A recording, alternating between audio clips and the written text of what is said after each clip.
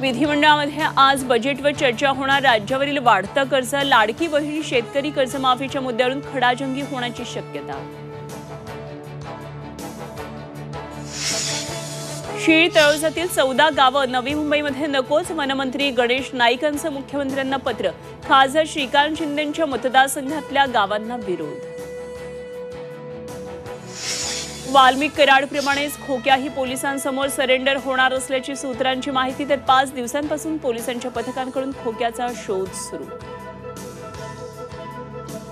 पुण्याचा विकृत गौरव आहुजाची पोलीस कोठडी आज संपणार। पुणे सत्र न्यायालयामध्ये करणार हजर, तर भाग्येश ओसवालच्या वकिलांचा जामिनासाठी अर्ज।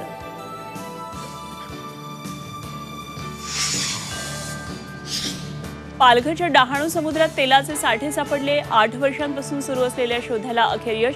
देशाची तेल आयात कमी होण्याची शक्यता।